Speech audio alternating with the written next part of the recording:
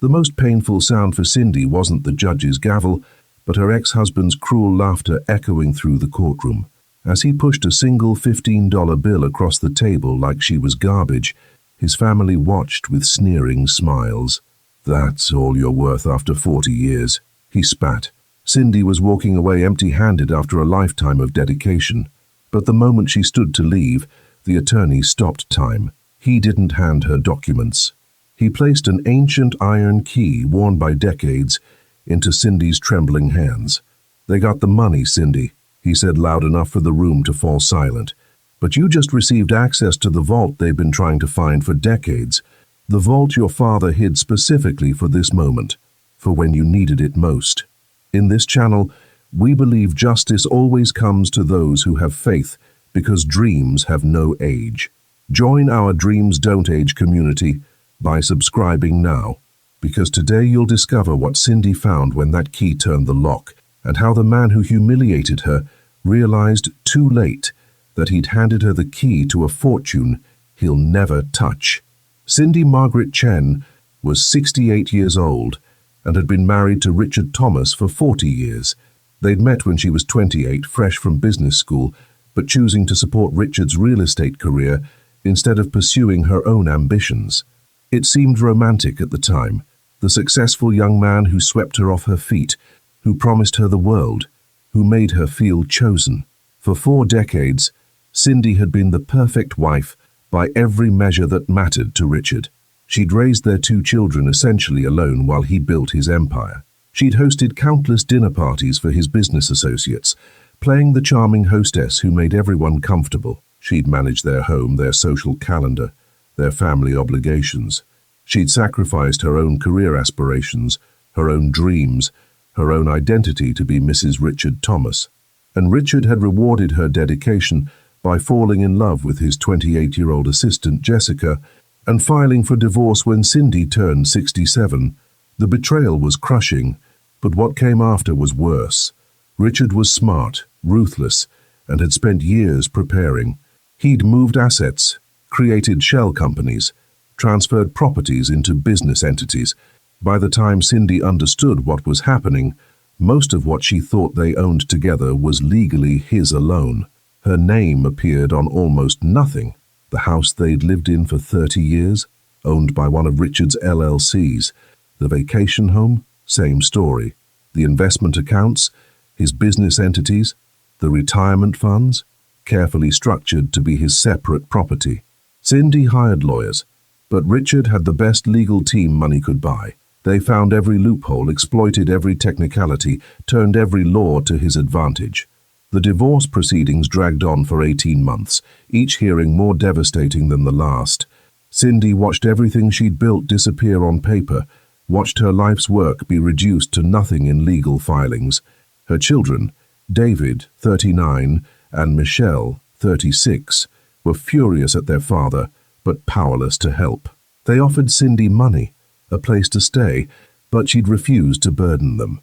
She'd rented a small studio apartment with what little savings she had in her own name and prepared herself for whatever scraps Richard's lawyers would allow her to keep. The final hearing was set for a cold December morning, 1 week before Christmas. Cindy arrived at the courthouse wearing her best suit, a navy blue Tahari she'd bought 20 years ago for David's college graduation. It still fit, though it hung a bit looser now. She'd lost weight during the divorce, stress eating away at her appetite along with her sense of security. Her white hair was carefully styled in the simple bob she'd worn for years, held in place with the pearl clip that had been her mother's. She wore minimal makeup, just enough to look dignified, to show she hadn't given up entirely. Her hands shook slightly as she walked through the courthouse metal detector, but she kept her spine straight, her head up. She would face this humiliation with grace, even if grace was all she had left. The courtroom was on the 3rd floor, a wood-paneled room that had seen thousands of lives torn apart, thousands of promises broken, thousands of futures divided. Cindy entered and felt her heart sink at what she saw. Richard was already there, sitting at the defendant's table with his legal team. 3 attorneys in expensive suits, all carrying leather briefcases that probably cost more than Cindy's monthly rent. Beside Richard sat Jessica, the 28-year-old assistant who'd destroyed a marriage.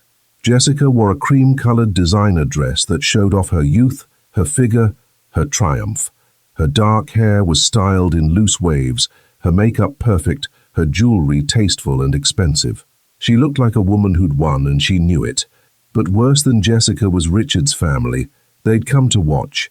His brother Thomas sat in the second row, his arms crossed, a satisfied smirk on his face. Thomas had never liked Cindy, had always made it clear she wasn't good enough for the Thomas family. Now he was here to watch her final humiliation. Richard's mother, Patricia Thomas, sat beside Thomas, wearing a black St. John suit and 3-carat diamond earrings that caught the fluorescent lights. Patricia was 76, imperious, cold, a woman who'd spent her life looking down on anyone who wasn't from their social class. She'd tolerated Cindy for 40 years, but had never accepted her. Never forgiven her for being the daughter of an immigrant handyman. Never let her forget she'd married above her station. Richard's sister Caroline was there too, whispering to her husband Edmund, both of them stealing glances at Cindy and exchanging looks that made their contempt crystal clear. This wasn't just a divorce hearing. This was a public execution, and Richard's family had come to watch the condemned woman fall. Cindy sat alone on her side of the courtroom, at the plaintiff's table that felt enormous and empty. Her last attorney had quit 2 months ago when she couldn't pay his retainer. She'd thought about representing herself, about standing up and fighting, but what was the point? Richard's lawyers had already won. They'd proven through mountains of documentation and legal maneuvering that almost everything she thought they'd built together was actually his alone. Her name on the house deed, removed years ago when Richard refinanced through his LLC. Her name on the retirement accounts, never actually added despite his promises. Her contribution to his business success, unprovable in court, dismissed as typical spousal support that doesn't constitute ownership stake. She was about to lose everything, and everyone knew it. The bailiff called the court to order. Judge Margaret Walsh entered, a woman in her early 60s who'd probably seen 10,000 divorces, 10,000 lives destroyed by betrayal and greed, and the failure of love. She sat, shuffled papers, looked up with the tired eyes of someone who'd stopped being surprised by human cruelty decades ago. Case number 2024 DR 8847, Thomas versus Chen. Final settlement hearing. Mr. Morrison, you represent the defendant? Bradley Morrison stood, buttoning his suit jacket with practiced ease. He was 53, senior partner at Morrison, Webb and Associates, one of the most expensive family law firms in the state. His hourly rate was $850. His job was to destroy Cindy legally, and he was very good at his job. Yes, Your Honor, we're here to present our final settlement offer to Ms. Chen. Ms. Chen, the judge said, looking at Cindy with something that might have been sympathy, are you representing yourself in these proceedings? Yes, Your Honor, Cindy said, her voice steady despite everything. I can no longer afford counsel. She heard Thomas snicker behind her, heard Patricia make a small sound of disdain. They were enjoying this. Very well, Judge Walsh said. Mr. Morrison, present your offer. Bradley Morrison walked to the center of the courtroom, carrying a single piece of paper. He made a show of it, his movements theatrical, designed to emphasize how little Cindy was being offered. Your Honor, my client has been extraordinarily patient and generous throughout these proceedings. Despite the plaintiff's complete failure to contribute financially to the marriage, despite her lack of any income-generating activities, despite her inability to demonstrate any ownership stake in my client's business ventures or properties, my client is willing to offer a final settlement. He paused, letting the silence build, letting everyone in the courtroom lean forward slightly. Richard was smiling. Jessica covered her mouth with her hand, her eyes sparkling with suppressed laughter. Patricia Thomas sat perfectly straight, radiating satisfaction. My client offers the plaintiff exactly $15. The courtroom went completely silent. No one moved.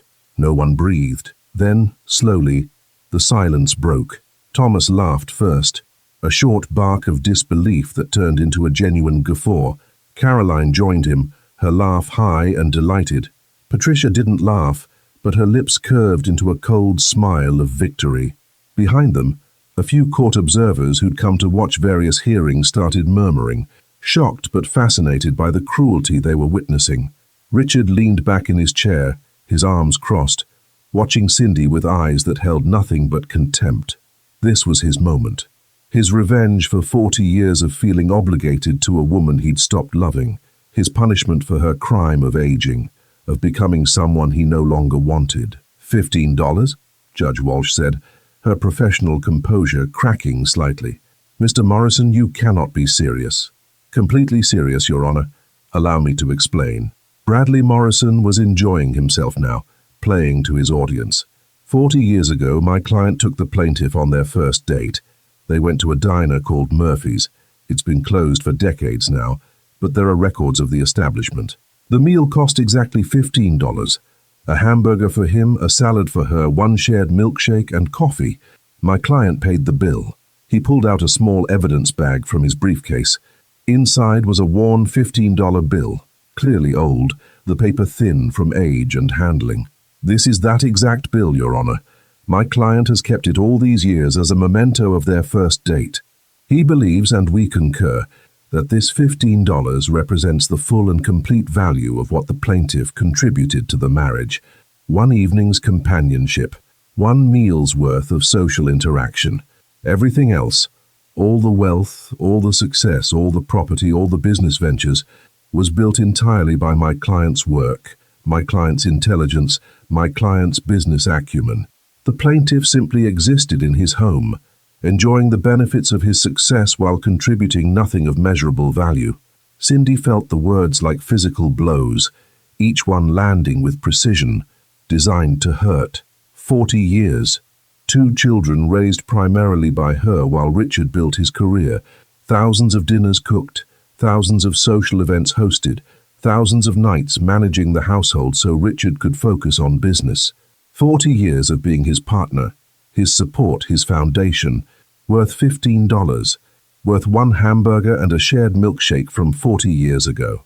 Your Honor, Bradley continued, warming to his theme, my client is being generous. He could argue that the plaintiff actually cost him money over the years, housing, food, clothing, the expense of maintaining someone who contributed no income.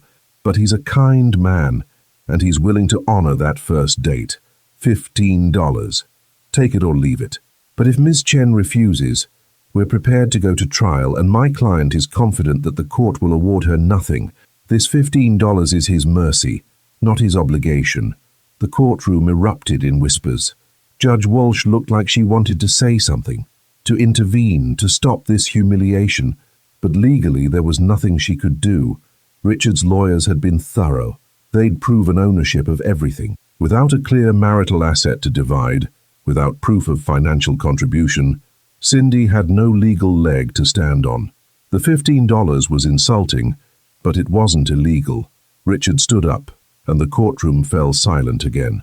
He walked slowly to the center of the room, carrying the evidence bag with the $15 bill. He was 69 years old, but had aged well. Expensive hair treatments hid the gray. Personal trainers kept him fit. Good tailoring made him look distinguished. He'd always been handsome, and he'd always known it. He'd used it his whole life, charm as currency, looks as leverage. He stopped directly in front of Cindy, so close she could smell his expensive cologne, the same scent he'd worn for decades, though now it was tinged with Jessica's perfume. He held up the evidence bag, making sure everyone could see the worn bill inside. This, he said, his voice carrying across the courtroom, is all you're worth, Cindy. One meal, one evening, 40 years ago.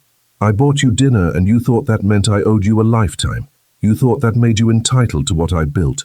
But you were wrong. He opened the evidence bag and pulled out the $15 bill. It was crumpled, soft from decades of handling, the edges worn and frayed. He placed it on the table in front of Cindy, pushing it across the wood surface like someone feeding scraps to a dog. Take it, he said. It's more than you deserve, but I'm feeling generous. Take it and sign the papers and be grateful I'm giving you anything at all. Behind him, Thomas was laughing openly now. Patricia's cold smile had widened. Jessica was watching with fascinated delight, like someone watching a particularly entertaining reality show. Caroline was recording on her phone, probably planning to share this moment with friends later. This was entertainment for them. This was justice in their minds. This was what happened to women who thought they could be part of the Thomas family without earning it.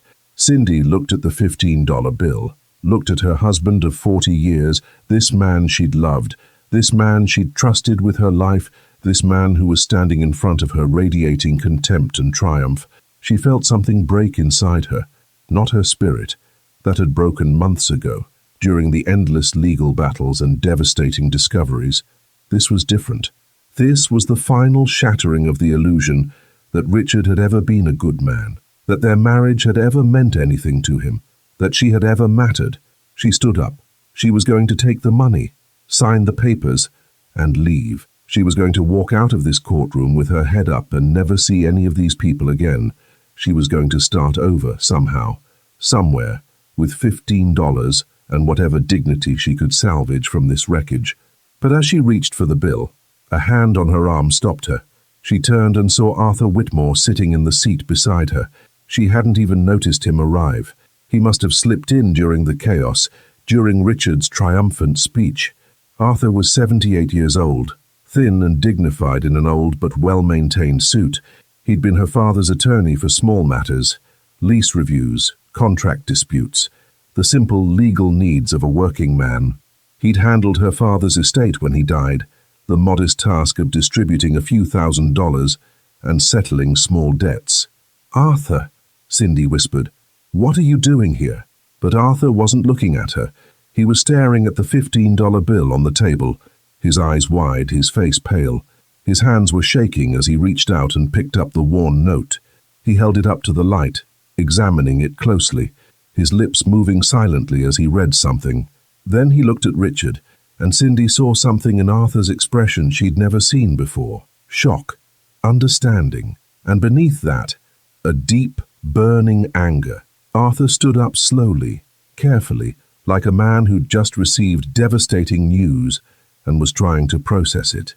"Your Honor," he said, his voice quiet but carrying across the silent courtroom, "I request a 10-minute recess." "Mr. Whitmore," Judge Walsh said, clearly confused, "you're not listed as counsel in this case. Are you representing Ms. Chen?" "As of this moment, yes, Your Honor. I'm formally entering my appearance as counsel for the plaintiff, and I'm requesting a 10-minute recess before we proceed with any settlement." Bradley Morrison objected immediately. "Your Honor, this is highly irregular. Ms. Chen has been self-represented for months. She can't just suddenly produce counsel at the final hearing." "She can, if she hires one, Mr. Morrison," Judge Walsh interrupted. "And if Mr. Whitmore is willing to enter his appearance, I'm inclined to allow it." She looked at Arthur with new interest, "though I'm curious about the timing." "The timing, Your Honor," Arthur said, still staring at the $15 bill in his hands, "is everything. 10 minutes, please." Judge Walsh studied him for a long moment. Whatever she saw in his face made her decision. 10 minutes. This court is in recess. The gavel struck, and Arthur was already moving, guiding Cindy out of the courtroom by her elbow, carrying the $15 bill like it was made of gold. Behind them, Richard's family erupted in confusion and protest. Richard himself stood frozen, watching them leave, a small seed of worry starting to grow in his chest. Something had just changed. He didn't know what, but something had shifted, and the certainty of his victory felt suddenly less solid. Arthur led Cindy out of the courtroom into a small conference room. His hands were shaking as he pulled out his phone, scrolled through something, then looked at the $15 bill under the harsh fluorescent lights. "Cindy," he said, his voice thick with emotion, "do you remember your father's handwriting?" "Of course. Look at this bill. Tell me what you see." Cindy took the worn note and studied it carefully. In the margin, in faded pencil, were numbers. Numbers she recognized. Her father's meticulous printing, the way he made his sevens with a line through them, the way his eights looked like two perfect circles. A code. "What is this?" she whispered. Arthur sat down heavily. 20 years ago, your father came to me.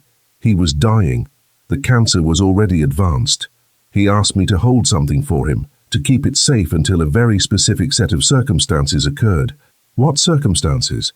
He told me that if you were ever treated with profound injustice, if you were ever humiliated or betrayed by someone you'd trusted with your life, if you were ever left with nothing, only then would you be ready for what he'd left you. Only then would you understand its value. Arthur pulled a small leather pouch from his briefcase. Inside was an iron key, old and heavy, covered in a thin layer of rust, but clearly maintained. Your father told me that on your first date with Richard paid with a $15 bill. Your father was working on Richard's father's house that week, small repair work. He overheard Richard Sr. talking on the phone about how his son was dating that Chen girl, and how they needed to make sure she signed a prenup, because girls like that are only after the family money. Your father heard Richard Sr. laughing about how Richard should keep the $15 bill from that first date, call it an investment in a housewife. Cindy felt tears burning her eyes. Your father took that $15 bill. He was doing work in their house. It was sitting on a desk, and he wrote a code on it in pencil. Then he put it back exactly where he'd found it. He knew Richard's family well enough to know they'd keep it, treasure it as some kind of trophy. And he bet that someday, if you were ever truly in need, they'd be arrogant enough to use it to humiliate you. But what's the code? Arthur smiled, tears in his own eyes. It's the combination to a safe deposit box, a box your father rented 40 years ago and paid for in advance for 60 years, a box that contains something he spent his entire life creating, something he could never risk Richard's family discovering while he was alive, something he saved for you, for this exact moment. He handed Cindy the key. The code on that bill will tell us where to go, but first, we need to go back in that courtroom and accept Richard's offer. What? We need that $15 bill, Cindy. It's not just an insult. It's your father's final gift. And Richard just handed it to you without knowing what it really is. They returned to the courtroom. Richard was laughing with his attorney, clearly enjoying himself. His family looked smug and satisfied. This was their triumph, crushing the woman who'd never been good enough for their family. The judge reconvened the hearing. Ms. Chen, do you have a response to the settlement offer? Cindy stood, and Arthur stood with her. When she spoke, her voice was steady and clear. Your Honor, I accept the $15 settlement. The courtroom erupted again, but this time it was Richard's side celebrating, laughing, congratulating each other. Jessica actually hugged Richard. His mother, Patricia, smiled with cold satisfaction. Bradley Morrison quickly produced documents for Cindy to sign. The divorce was finalized. All property to Richard. All assets to Richard. No alimony, no support, no ongoing obligations. Just $15. Cindy signed everything, and when Bradley handed her the worn $15 bill, she took it with hands that only shook slightly. She looked at Richard across the courtroom. He was smiling, triumphant, surrounded by his family and his young girlfriend. He had everything, and Cindy had a piece of old paper that he'd just given her to break her spirit. Thank you, she said quietly. Richard laughed. For what? For paying what you're worth? For keeping your promise, Cindy said. For finally showing me exactly who you are. She turned and walked out of the courtroom, Arthur Whitmore at her side, carrying the $15 bill that Richard had just handed her like a gift. The address, hidden in the code on the $15 bill, led them to an old building on the edge of downtown, a former watchmaker's shop that had been converted to storage units decades ago. The building was scheduled for demolition in 6 months, which meant they'd arrived just in time. Arthur and Cindy stood in front of Unit 247, a heavy steel door in a dim hallway that smelled of old paper and time.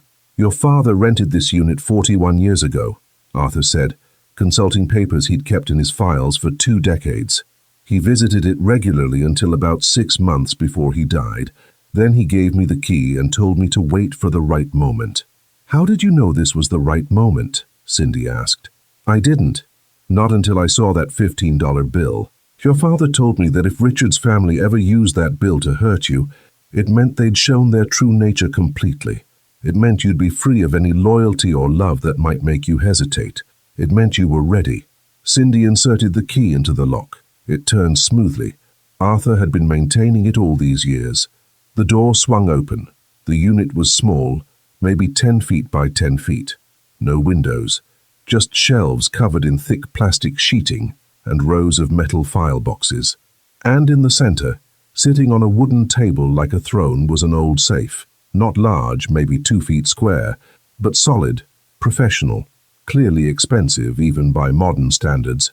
The combination was written on the $15 bill in her father's careful hand. Cindy dialed it slowly, her fingers trembling. The mechanism was old but well maintained. Each number clicked into place. When the final digit turned, she heard the locks disengage. She pulled the handle. The safe door swung open.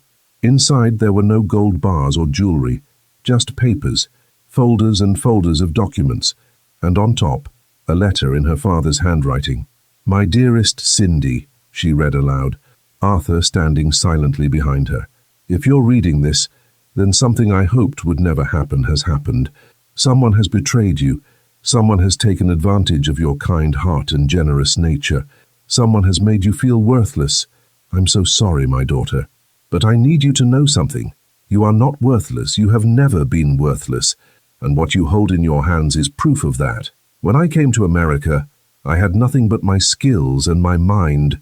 I worked hard, but I also worked smart. I noticed things. I solved problems. I created things.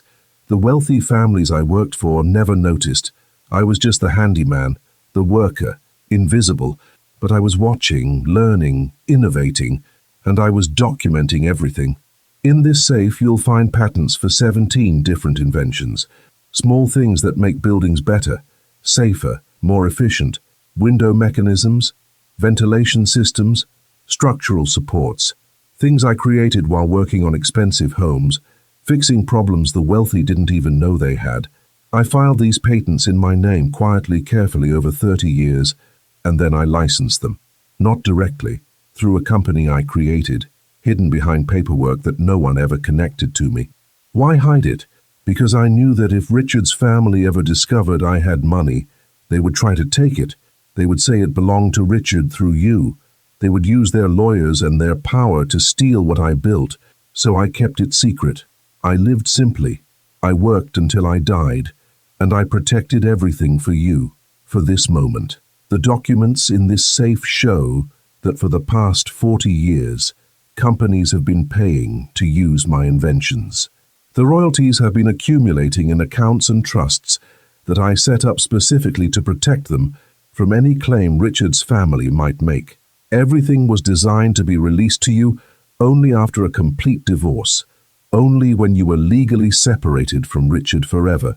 The total value, as of my last calculation before I died, was approximately $4.7 million. With 20 years of continued royalties and investment growth, it should be substantially more now. My daughter, you were never worthless. You were never just a housewife. You were never defined by Richard or his family. You are my daughter, and you are wealthy. Not because of who you married, but because of who your father was, and because I loved you enough to spend my entire life building you a fortress that no one could tear down. Use this money wisely. Use it to build the life you deserve. And know that every penny of it is yours, legally, completely, in ways that no lawyer on earth can challenge. With all my love, always, your father, James Chen. Cindy sat down on the concrete floor of the storage unit and cried. Arthur gave her time, standing quietly, this old attorney who'd kept her father's secret for 20 years. Finally she stood and began examining the documents. Arthur was right. Her father had been meticulous. Every patent was properly filed and dated. Every licensing agreement was ironclad. Every account was structured to be untouchable. There were patents on window lock mechanisms that were now industry standard in commercial buildings. Ventilation system designs used in thousands of structures. Structural support innovations that had made buildings safer. Her father, the humble handyman, had revolutionized small but crucial aspects of construction and building safety. And because he'd been invisible, because no one paid attention to the immigrant worker, He'd been able to protect his innovations and the wealth they generated. The most recent financial statement, filed by the trust managers Arthur had hired years ago, showed the current value of the accounts and continuing royalties, $8.7 million. Cindy looked at Arthur. "Did you know? The whole time?" "Not the amount," Arthur admitted. "Your father told me it was enough to take care of you. He didn't tell me it was this much. I've been managing the trust, making sure everything stayed protected, but I never looked at the full accounting.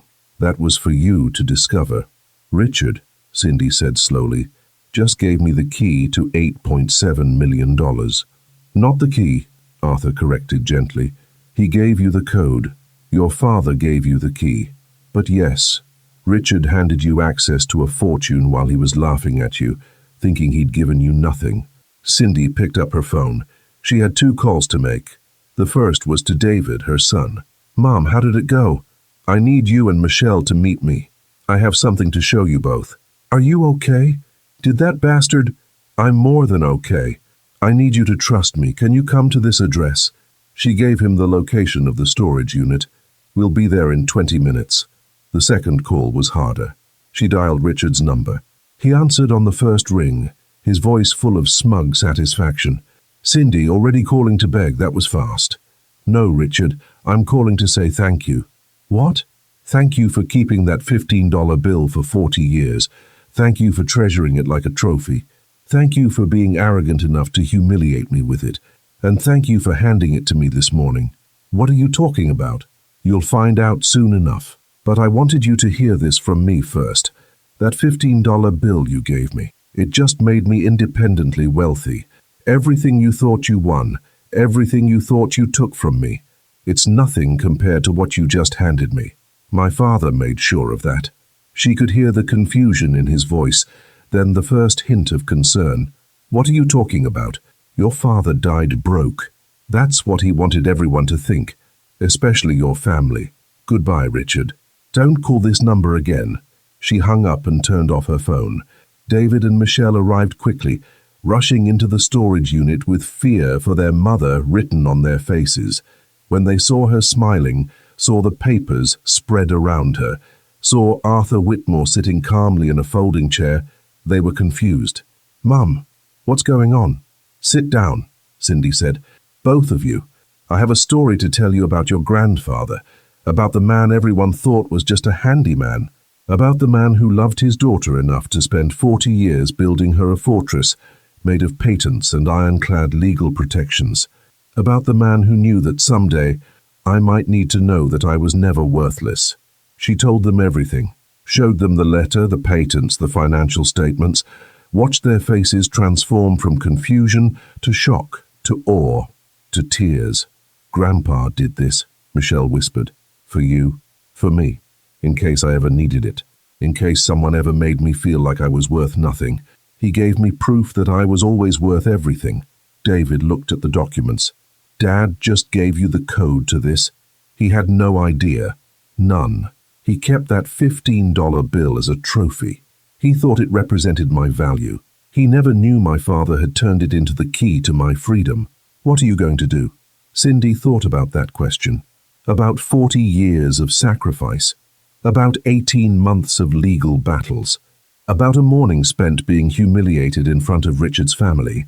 About a $15 bill that had been meant to break her, but had instead broken open her father's final gift. "First," she said, "I'm going to use some of this money to move out of that studio apartment and into a place where I feel safe and comfortable. Then I'm going to take both of you and your families on a real vacation. Not some weekend trip, but somewhere beautiful. Somewhere we can all reconnect as a family. Then I'm going to figure out what I want to do with the rest of my life." She looked at Arthur. "And I'm going to pay you for 20 years of maintaining this secret." "Your father already paid me," Arthur said gently. "Not money, friendship. He was a good man, and it's been my honor to keep this trust. Then I'll pay you as my attorney going forward, because when Richard figures out what happened, he's going to try to fight this. And I want the best legal team money can buy, making sure he fails." Arthur smiled. "It would be my pleasure. Though I should tell you, there's nothing he can do. Your father was brilliant in how he structured this. Every patent was filed before you married Richard. Every account was set up in ways that make it impossible to claim any marital property interest, and everything was designed to be released only after a final divorce decree. Richard has no claim to any of this. Not legally, not ethically, not in any way that matters. Good, Cindy said, because I'm done being afraid of him. Done letting him define my worth. Done shrinking myself to fit into his world. She looked at her children. Your grandfather gave me more than money. He gave me proof that I mattered, that my life had value beyond being someone's wife, that I was worthy of protection and love and respect. And now I'm going to use that gift to build something your grandfather would be proud of. The news spread quickly. In Richard's social circles, whispers turned into gossip, gossip into shock. Cindy Chen, the ex-wife they'd all watched be humiliated with a $15 settlement, was wealthy, independently, securely, untouchably wealthy. Richard tried to challenge it, of course. He hired the most expensive lawyers, filed motions, demanded investigations. But every filing hit a wall. The patents were James Chen's, filed in his name, 30 to 40 years before Cindy's marriage. The trusts and accounts were structured to be released to Cindy only after a complete divorce. There was no community property claim, no marital asset argument that could possibly work. The more Richard's lawyers dug, the more clearly they saw that James Chen had been a genius at protecting his daughter. Every document anticipated and blocked every possible legal avenue of attack. After 3 months of failed challenges and mounting legal bills, Richard's attorneys advised him to stop. He was throwing good money after bad, and he was losing. 6 months after the divorce, Cindy held a small press conference, not because she wanted attention, but because she wanted to make a point. She stood in front of a restored community center in the neighborhood where her father had lived and worked. My father, James Chen, was an immigrant who came to this country with nothing but his skills and his determination, she told the assembled reporters.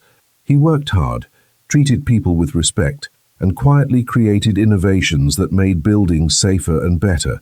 When he died, everyone thought he'd left nothing, but he'd actually left a legacy of ingenuity and love that has now given me the resources to do something meaningful. Today I'm announcing the James Chen Foundation. This foundation will provide scholarships for children of working-class immigrant families who want to pursue careers in engineering and design. It will provide grants to inventors and innovators who don't have access to expensive patent attorneys, and it will support programs that teach financial literacy and asset protection to people who might not otherwise learn how to shield their work from exploitation. My father protected me. Now I want to use what he left me to protect others. The press conference was covered widely. Cindy became briefly a symbol of something: resilience, hidden strength, the power of a father's love. But she didn't care about the attention. She cared about building something that mattered. Richard's business began to suffer, not because of anything Cindy did, but because clients and partners started to question his character. A man who would humiliate his wife of 40 years with a $15 settlement, who would try to leave her destitute, who would publicly mock the woman who'd supported his career for decades. That wasn't someone people wanted to do business with. His relationship with Jessica, the assistant he'd left Cindy for, fell apart within a year. Jessica, it turned out, had been attracted to Richard's money and power. When his reputation crumbled and business declined, she lost interest quickly. David and Michelle cut off contact with their father completely. They'd been angry before, but what Richard had done in that courtroom, the cruelty, the calculated humiliation, was unforgivable.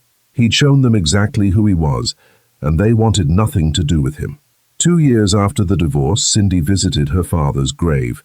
She brought flowers and sat on the grass beside the modest headstone, talking to him as if he could hear.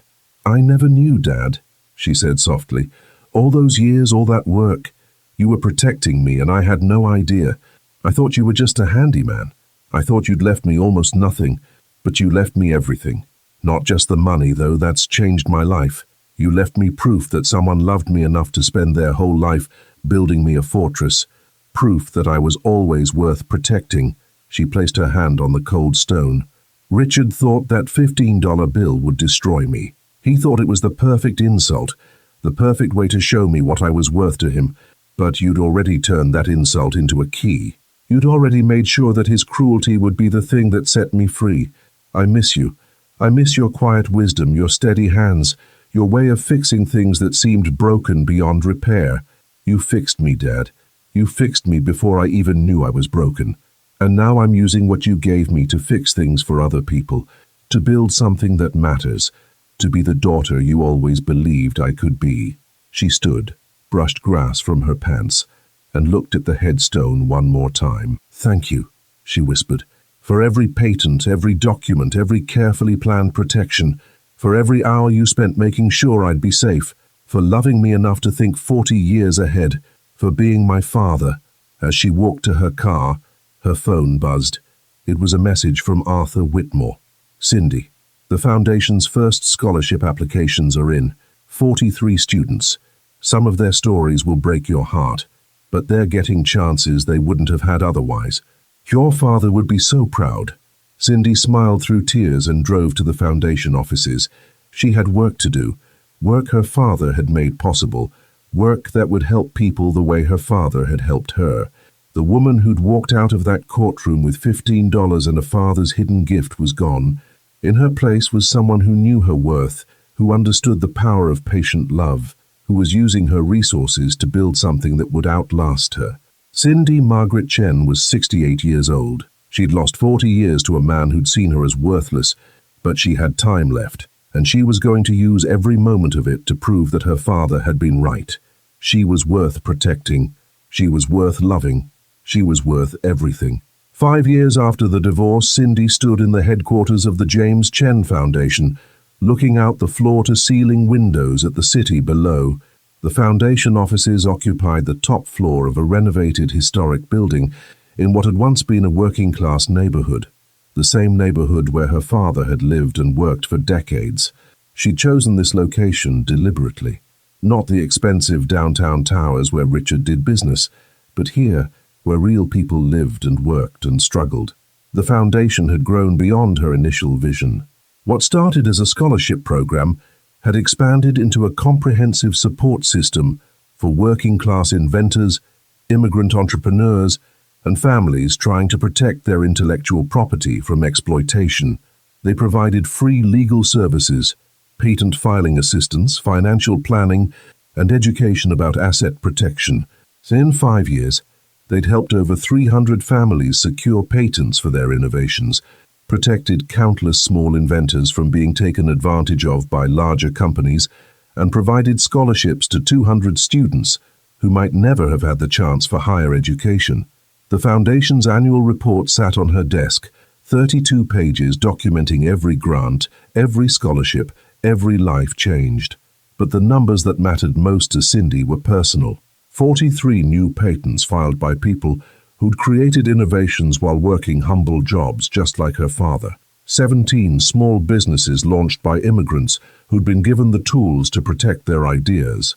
6 inventions that had been licensed to major companies, with the inventors actually receiving fair compensation because the Foundation's lawyers had negotiated contracts that couldn't be exploited.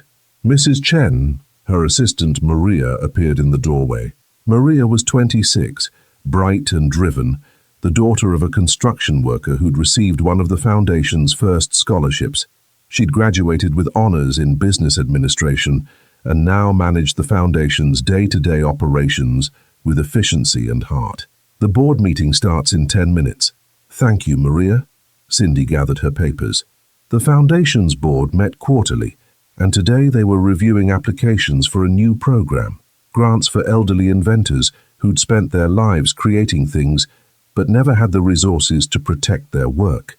It was perhaps the program closest to Cindy's heart, a direct extension of what her father had experienced. The boardroom was full when she entered.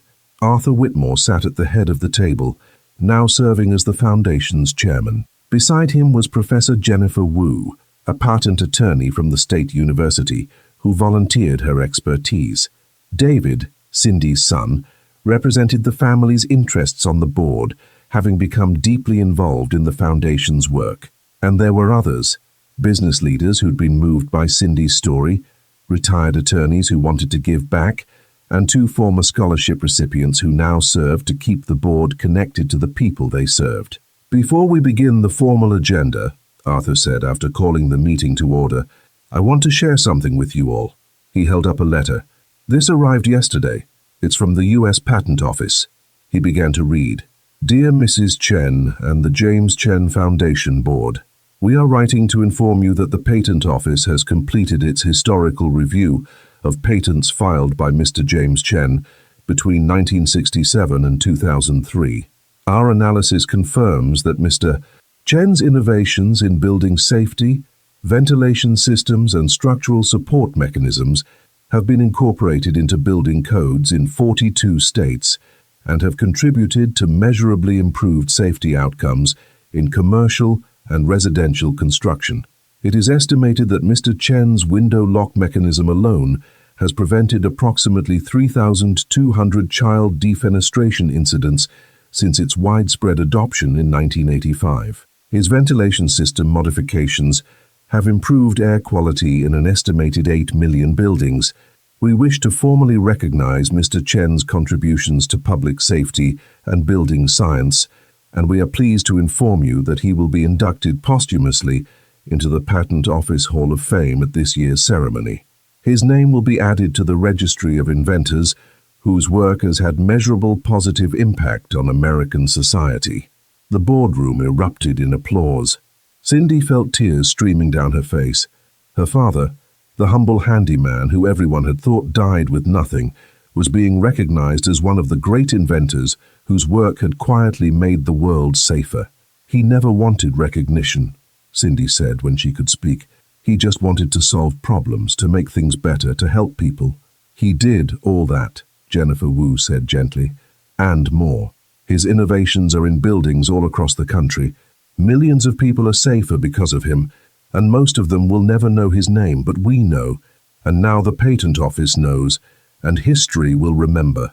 The meeting continued with its regular business, but Cindy's mind kept returning to that letter. Her father was going to be in the Hall of Fame. His name would be preserved in the official record of American innovation. He would be remembered not as a poor immigrant handyman, but as what he truly was, a genius who'd quietly revolutionized building safety. After the meeting, as board members filed out, David stayed behind with his mother. "Mom, there's something I need to tell you." "What's wrong?" "Nothing's wrong, actually something's very right." He pulled out his phone and showed her a news article. Dad's business filed for bankruptcy last week. Cindy read the headline, "Thomas Development Group Files Chapter 11, Cites Market Changes and Reputation Damage." The article detailed how Richard's company had lost major contracts, how partners had pulled out, how the business that had once seemed unstoppable had collapsed. "I know I shouldn't take satisfaction in this," David said, "but after what he did to you—" "It's all right to feel what you feel," Cindy said. "He made choices. They had consequences. That's not our fault." "He tried to contact me last month," David continued. "Asked if I'd talk to you about helping him financially. Said his bankruptcy attorneys suggested that you might be willing to provide a loan, given your resources." "What did you tell him?" "I told him that you've spent the last 5 years helping people who actually need it, people who work hard and create things and treat others with respect. I told him that you don't owe him anything, and that if he's facing financial hardship, he should consider what it felt like when he tried to leave you with $15. David paused. "I also told him that Grandpa would be proud of what you've built with what he left you, and that he should think about the fact that Grandpa, a man Dad always looked down on, created more lasting value and did more good than Dad ever did with all his wealth and privilege." "How did he respond?" "He hung up. I haven't heard from him since." Cindy thought about that, about Richard who'd had everything and had lost it through his own cruelty and arrogance, about karma and consequences, and the way life had a strange sense of justice. "I hope he finds peace," she finally said. "I hope he learns something from this, but that's not my responsibility anymore. My responsibility is here, doing the work Dad made possible." That evening, Cindy drove to the cemetery. It was late autumn, the air crisp, leaves falling in gold and red. She walked to her father's grave carrying flowers and a copy of the Patent Office letter. She sat on the grass beside the headstone, not caring about the cold or the damp. "They're putting you in the Hall of Fame, Dad," she said softly. "The patent office reviewed all your work, and they figured out what you did, how many lives you saved, how much safer you made buildings all across the country. They understand now what I always knew, that you were brilliant." She placed her hand on the cold stone. "Richard's business failed, not because of anything I did, because of who he is. Because people figured out that a man who would humiliate his wife of 40 years isn't someone they want to work with, because reputation matters, and character matters, and in the end, the way you treat people comes back to you." She smiled through tears. "I didn't need revenge, Dad. You gave me something better. You gave me proof of my worth. You gave me resources to help other people. You gave me purpose. And you taught me that real strength isn't about money or power or crushing your enemies. It's about building things that last, creating things that matter, helping people who need it." A cool breeze rustled the leaves around her. Somewhere nearby, a bird sang. The sun was setting, painting the sky in shades of orange and gold. "I miss you," Cindy whispered, "every day. But I feel you in the work I do. I see you in every patent we file, every person we help, every family we protect from being exploited. Your legacy isn't just what you left me in that vault. It's what I'm doing with it. It's the lives being changed, because you had the wisdom and love to protect your daughter before she even knew she needed protection." She stood, brushed grass from her pants, and looked at the headstone one more time. "Thank you," she whispered, "for every patent, every document, every carefully planned protection, for every hour you spent making sure I'd be safe, for loving me enough to think 40 years ahead, for being my father." As she walked to her car, her phone buzzed. It was a message from Arthur Whitmore. "Cindy, the Foundation's first scholarship applications are in. 43 students. Some of their stories will break your heart, but they're getting chances they wouldn't have had otherwise. Your father would be so proud." Cindy smiled through tears and drove to the Foundation offices. She had work to do, work her father had made possible, work that would help people the way her father had helped her. The woman who'd walked out of that courtroom with $15 and a father's hidden gift was gone. In her place was someone who knew her worth, who understood the power of patient love, who was using her resources to build something that would outlast her. Cindy Margaret Chen was 68 years old. She'd lost 40 years to a man who'd seen her as worthless. But she had time left, and she was going to use every moment of it to prove that her father had been right. She was worth protecting. She was worth loving. She was worth everything. They thought it was the end for her, but it was only the beginning. Leave a comment below. What would you do if you discovered a secret legacy from your past? Because Cindy's story proves that sometimes the greatest gifts come wrapped in the cruelest insults, that patient love can build fortresses no betrayal can breach, that you're never too old to discover you are always worth more than anyone told you. Dreams don't age. Worth doesn't fade. And sometimes the people who tried to break you are the ones who hand you the keys to freedom. End.